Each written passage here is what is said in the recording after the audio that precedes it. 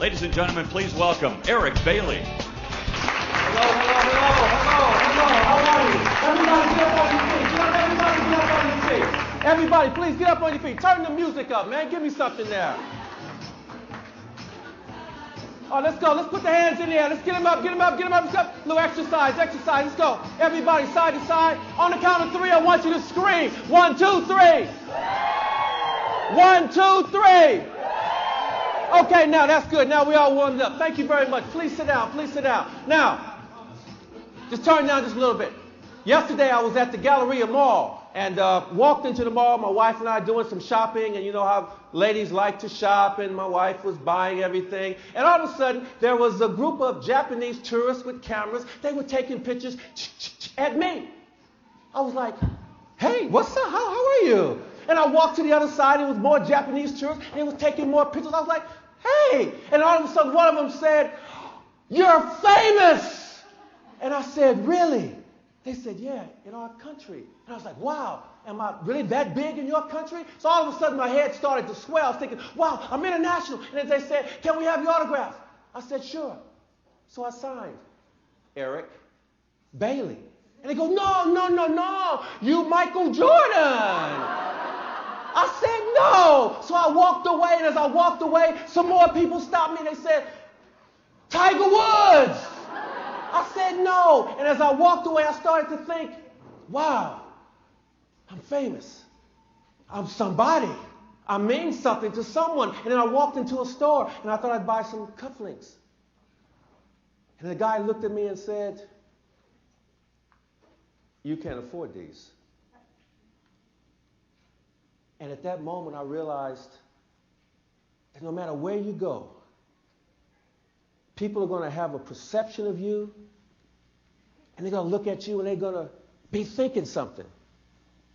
But what you have to do is you have to realize that within each and every one of us, there is something there that no one can take away your substance. Let me ask you a question. And I want to ask you a question. How many people in this room have ever felt helpless in your life? Who has ever felt helpless? Anybody? Stand up if you felt helpless before. Just stand up. If you felt helpless at any time in your life, please stand up. Okay. Has anybody in this room ever felt overlooked? You know, like people look over you. Stand up then if you felt overlooked. Has anybody here ever felt like an outsider? If you felt like an outsider, you know, who's felt depressed? Anybody felt depressed? Come on, girl. I know you felt depressed before. And check this out. You know what you've just done? You've done something amazing. You've just proven my theory that we all are the same. That we all have same problems, same issues. We all should just get along, baby. We should just get along. Turn around and look at everybody. Turn around. No, look. Now look at that. All shapes, all sizes, all colors. And you know what I've just done? I've all just made you honorary members of the hood. You're in the hood. H, helpless. O, overlooked. O, outsider. D, depressed. You guys got some game. All right, now you can sit down. Now, the question is, how do you get out of the hood? No. Mentally, how do you get out of the hood? It's all about the equipment that you use each and every day. Now, what I've done is I brought you my main piece of equipment that I use when I play professional basketball. Oh, yeah. I was a ball player, and you know what? I could play for the Dallas Mavericks and really help you guys out, you know. So this here, this was my equipment, the ball. But the ball is flat. How can you play with a flat ball? This is what you do. You have a pump. And when the ball is flat, what do? You pump up the ball. Why? So you can shoot it. That was my equipment. Because with a flat ball, you can't shoot threes, you can't dribble, you can't do all the little things. Now, think about this. How many people in this room rely on your BlackBerries? Oh, look at the hands. Who relies on the computers? Laptops? Who in your mobile phone? If you lost your phone, you lose your life, your business, and that would be it. You go down the tube. Now, the question is, what equipment do you need to do your best work? What equipment do you need that will separate you from your competition? What equipment do you need that will set you apart from everybody else who wants to do what you do? What equipment do you need to help you with your family and every aspect of your life? It's simple. It's called the ability to dream. I passed out some forms there that actually has the word dream on it. Now, dream is not just a word that we use that you wake up in the middle of the night and say, oh, that was awesome. I'm talking about the kind of dream where each letter means something significant in your life. D is for dedication. Ask yourself, how many people are doing everything you possibly can to be the best at what you do? There are so many people that aim high. There's nothing wrong with that. But there's also a lot of people that aim low. And guess what happens? They hit low. But I want you to think about what else you can do that will ensure that when you aim high, not only do you reach it, but sometimes you go further. R, realistic. How many of you set goals for this year? Hands up if you set goals for this year. Hands up, hands up, hands up. How many people are almost close to reaching those goals? How many people have a long way to go? How many look back at those goals and say, you know, maybe that was just a little bit too far for me? Hands up. Who said, okay, you have to be realistic in your goal. The other one is E, enthusiasm. Look at me. I'm on stage in front of all of you. I'm excited. I live in Australia, down under. The toilets flush the other way. Kangaroos run down the street and deliver the mail. They put this stuff called Vegemite on a sandwich. It's disgusting. But look at me. I am here with you. How enthusiastic am I? I woke up this morning and I couldn't find my Australian passport. I thought I had to spend the rest of my life back in Dallas and watch the Mavericks. But my wife was enthusiastic and she found my passport so I can go home. A, attitude. Who has a great attitude? Here's a question. How many people in this room think they have a good attitude? Who has a good attitude? Yo, man, you got a good attitude? Is your attitude good? Speak to me. Sure is. Stand up, stand up. What's your name? Mike. Turn around and tell the room, say, I have a great attitude. I have a great attitude. And I wasn't finished with you, man. Now I want you to say, my attitude is contagious. My attitude is contagious. And it's worth catching. And it's worth catching. How many people in this room would like someone else to catch your attitude? Oh, I see a lot of hands not up. Now, this young lady right here said to me, oh, you're talking about attitudes? That mean you're going to be talking to me today? Yeah, I'm talking to you now. So your attitude has to be contagious. Now, M. Motivation. Motivation. My industry classifies me as a motivational speaker, but I don't like that word. You know why? Because when you're a motivational speaker or you say you're a motivational speaker, you walk into a room and you say a lot of good stuff. People feel happy and they walk out and that's it. I'm talking about activation. It's great to be motivated, but to be activated means that you're going to take the information you've been given and walk out and do something with it. You're going to actually go out and change lives. I am a catalyst of change. What I do is I instruct people, corporations, organizations, giant conferences, when they walk out of the room, that they're going to look at their lives and say, hey, I can do it. I can do anything.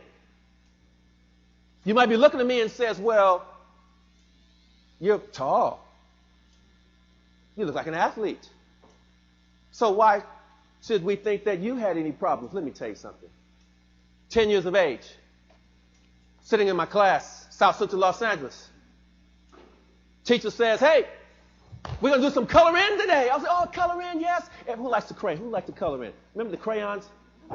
Teacher walks and says, okay, we want you to paint a picture of what your future will look like. And I looked around and everybody was all enthusiastic. Oh, yeah. They were doing Superman and Batman. But me, I struggled to think about what I was going to write. And finally, I started drawing. And the teacher said, come on up. And when I walked up to the front of the room, I had a picture. As I began to walk to the front of the room, I looked at my picture. And my picture didn't look too good. My picture didn't have a lot of dreams and hopes and aspirations. This was my picture. One picture was me in a county jail. Because society said because I was black and I lived in South Central Los Angeles that I could never have a job. I could never have an education. The other picture was me dead. 1960 to 1973, which meant I was only going to live another 3 years. Why did I draw this picture? Because no one told me how to dream. Because no one said, young man, one day you can be president of the United States. One day you can be a doctor. One day you can be a lawyer. One day you can go to university. Yes, my parents did everything they could for me. But sometimes you just need to have someone out there just encourage you. I'm not talking about give you a handout. I'm talking about somebody reaching out and says, I believe in you. You can accomplish greatness irrespective of the color of your skin or your race or your religion or what street you live in. We are in new times now. We're in a different era. As I look around the room, I can see some people here who've got some maturity, some years of experience, who have been around for a long time. You look back in the past and say, 30 years ago, would you ever have imagined that an African American could almost be president of the United States? Did you ever imagine that a female, a woman, could almost be president of the United States? Did you ever imagine that a senior citizen could almost be president of the United States? Hey, I'm an activational speaker. I got to keep it real. I got to tell you the truth. But did you ever think it was possible? No. So today, as you sit in this room, look at your life and ask yourself, are you dreaming big enough? As Kev said before about being comfortable. Don't be comfortable at where you are right now. Strive to be better than that. Because when you strive to be better than that, you know what you do? You take everyone else around you to the next stratosphere. And just as I got to the front of that classroom, this girl sitting in the front row, she snatched my picture out of my hand. The tears were running down my face because I had to reveal to the world that I don't dream. And she put another picture in my hand. And when I looked at the picture, I was like, no, this can't be possible. This cannot be me. And when I got to the front, I turned over my picture. She drew a little black kid playing in the NBA. She drew me playing for the Los Angeles Lakers. And I thought, no, that can't be me.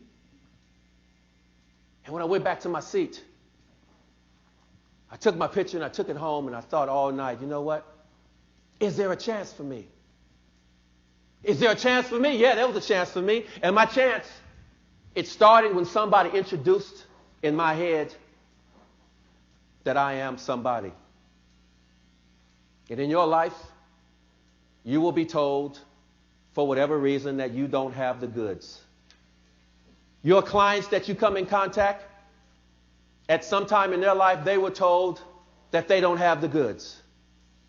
And wouldn't it be just fantastic if each and every one of you started to realize that you're in a position to change attitudes of others around you by simply changing your own attitude? That's awesome. As a professional speaker, I travel the world speaking. And sometimes I speak in front of 500. Sometimes 1,000, sometimes I do a training room with 5 people for 3 hours. Oh, that's tough.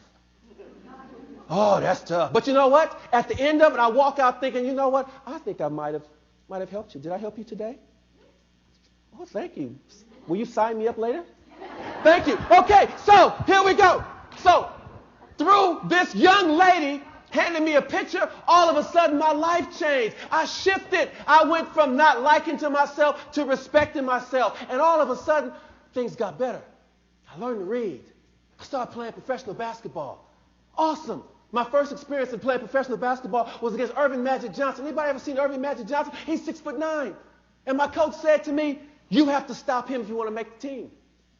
And I said, but he's 6'9". And with 10 seconds left, I had to go out and I had to score just one basket to win the game. And Magic Johnson walked over to me and said, there's no way you're going to score this basket. And I said, you're right, I can't do it. Because I was living in the hood again. I shifted, and we will shift from time to time. I stopped using the right equipment. And with 10 seconds left, I ran away from the ball because he was chasing me. With 8 seconds left, he grabbed my arm. I kept running. With 6 seconds left, he scratched me. With 4 seconds left, he bit me. Now listen, let me tell you this. When you have a problem in your life and you run away, you know what happens to the problem? It gets bigger and bigger and bigger, and soon enough it will swallow you up. And now I realize that he's gone from holding to scratching to biting. What's next? He fell down because I tripped him. With him laying down, my teammates threw me the ball and they said, shoot it. And I looked over at my team sitting on the bench and they were going, shoot it, shoot it, shoot it. But there's always that one, isn't it? It's always that one person that no matter what you do will never ever like you, and there's nothing you can do about it. And on this night, it was my coach. Isn't that bad when a manager tells you you're no good? He stood on the chair because he was only this little. He stood on the chair and said, no, you idiot, no. And just as I got ready to shoot the ball, my problem got up. He wasn't 6'9" anymore. He was like 10 feet tall. And he had this voice saying, I will eat you. And now I realize I've got the ball. I'm going to give it back to my teammate because I don't want to fail. How many of us have been in positions where we've passed the ball away because we didn't want to fail? Hands up. Come on, be honest. You see, that's not the way you live your life. So you know what I did with the ball? I threw it to my teammate and said, wow, whew, it's over. And that idiot threw the ball back to me. And then you know what he did next? He ran away. So it's me, the basket, my teammates, Magic Johnson, 17,000 people in the stands, and now I'm jumping in the air thinking, what am I going to do? What am I going to do? And I looked over to the side, and you know how I've got that last one, that motivate? I needed motivation to take this shot. I couldn't find it. I thought deeply, and then I saw 10 NBA cheerleaders with pom-poms. And it was like, do it, Eric! And I was like, yes! And I jumped up in the air. I took the shots. Magic Johnson jumped up, knocked me down to the ground, fell on top of me. And while I was on the ground, I didn't think about making or missing. I thought about taking the shot. The motivation wasn't the cheerleaders. The motivation wasn't the money. It wasn't the fame. The motivation was, I'm in a position because I dared to dream big.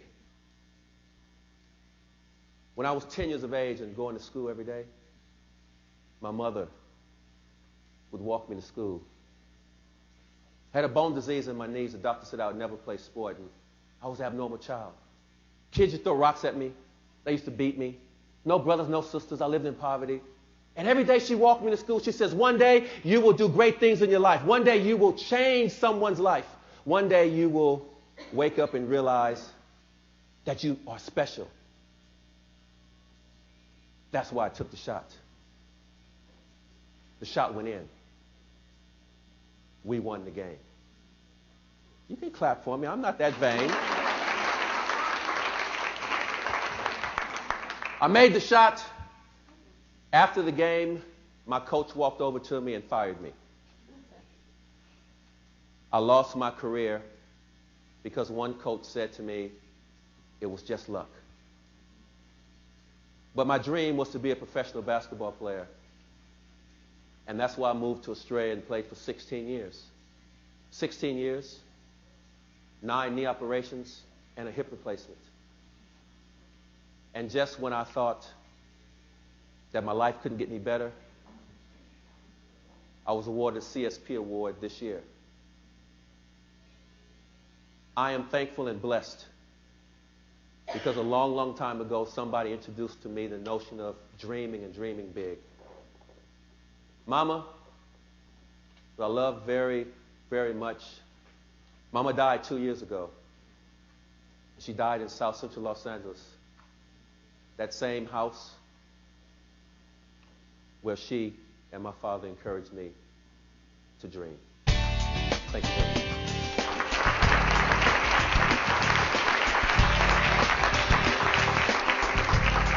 Eric Bailey.